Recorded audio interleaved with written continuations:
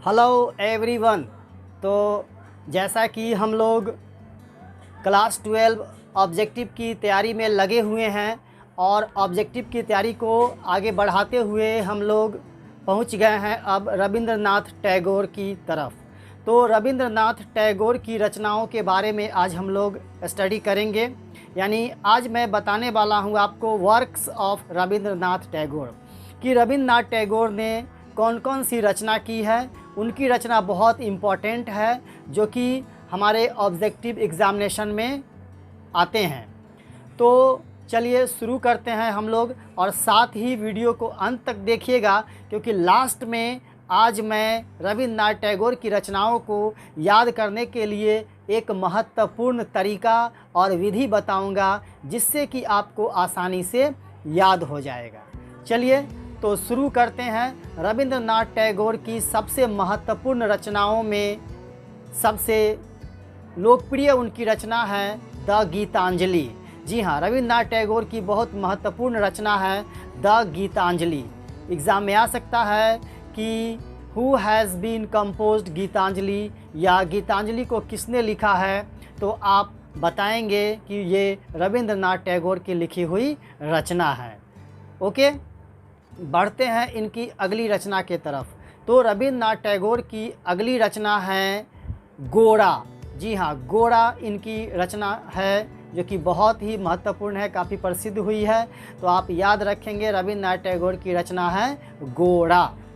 चलिए, तो रविंद्रनाथ टैगोर की अगली रचना के बारे में मैं आपको बता देता हूँ, वो है चित्रा। जी हाँ, चित्रा रविंद्रनाथ टैगोर की अगली रचना है चित्रा, याद रखेंगे आप लोग। चलिए, नेक्स्ट है घरे बायरे। रविंद्रनाथ टैगोर की रचना है घरे बायरे।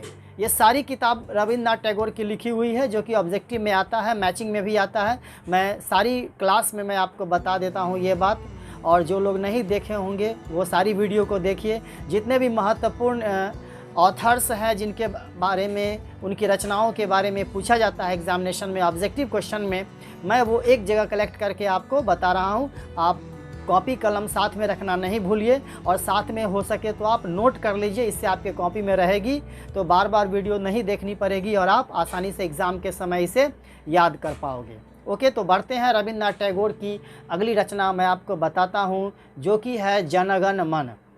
जी हाँ, जनगण मन हमारा राष्ट्रगान है जिसे रविंद्रनाथ टैगोर ने ही लिखा है। ये आपको याद रखना है कि रविंद्रनाथ टैगोर की रचना है जनगण मन। चलिए आगे बढ़ते हैं। रविंद्रनाथ टैगोर की रचना है आमार सोनार बांग्ला।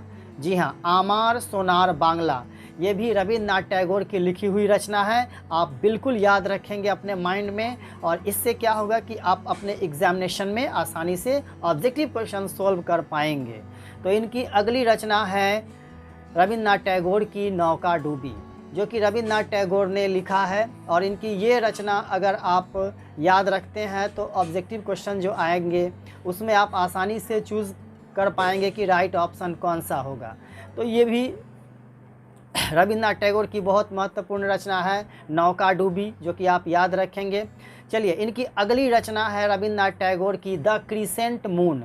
क्रिसेंट का मतलब होता है अर्ध या आधा, अर्ध चांद। तो रविंद्रनाथ टैगोर की रचना है the crescent moon.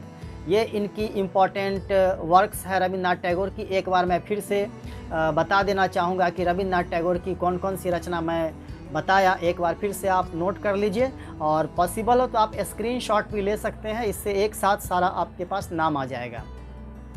The Geetanjali, Chitra, घरे बायरे, जनगण मन, आमार सोनार बांग्ला, गोरा, नौका डूबी, द क्रिसेंट मून, ये सभी रविंद्रनाथ टैगोर की रचना है। अब जैसा कि मैंने शुरू में ही कहा था कि आज मैं आपको एक ऐसा ट्रिक बताने वाला हूं जिससे कि आप रविंद्रनाथ टैगोर की इन रचनाओं को आप याद रख सकते हैं। तो देर मत कीजिए, उठाइए कॉपी कलम और नोट कर लीजिए इनकी रचनाओं के लिए जो ट्रिक है। चलिए, मैं एक छोटी सी कहानी बताता हूँ, एकदम छोटा सा 2-3 लाइन का, इसमें इनकी सारी रचनाओं के नाम आ जाएंगे। रविंद्रनाथ टैगोर गीतांजलि, चित्रा और गोरा के साथ घरे बायरे गए और जनगण मन सिखाया, और वापस आते समय रास्ते में एक गीत गाया, आमार सोनार बांग्ला। तभी अर्ध चांदनी रात में देखा कि एक नौका डूबी। चलिए, इस लाइन को, इस स्टोरी को याद रखते हैं अगर आप, इनकी सारी रचनाओं को आप आसानी से याद कर पाएंगे। एक बार फिर से मैं बता दूं, रविन्द्रनाथ टैगोर गीतांजलि, चित्रा और गोरा के साथ घड़े बायरे गए और जनगण मन सिखाया, और आते समय रास्ते में एक गीत गाया, आमार सोनार बांग्ला। तभी अर्ध चांदनी, अर्ध मीन्स क्या होता है, क्रिसेंट मून, अर्ध चांदनी से याद रखना है आपको, द क्रिसेंट मून। तभी अर्ध चांदनी में उन्होंने देखा एक नौका डूबी। इस छोटी सी स्टोरी में इनकी सारी रचनाएं शामिल हैं, आप देख सकते हैं। Okay, thank you very much. तो अंडरलाइन नोट करने के बाद आप अंडरलाइन कर लीजिएगा इस छोटी सी कहानी में इनकी कौन कौन सी रचनाएं हैं, जिससे आपको आसानी से ये याद हो जाएगा। Okay, thank you very much, wish you all the best. फिर मिलते हैं हम लोग अगली वीडियो में अगले ऑथर्स के साथ। कमेंट करना नहीं भूलें, और कमेंट करके आप ज़रूर अपना सुझाव बताएं कि मेरी वीडियो में क्या कमी हो रही है। मैं उस कमी को दूर करूंगा और आपके लिए बेहतर से बेहतर करने का प्रयास करूंगा। Thank you very much, wish you all the best, bye.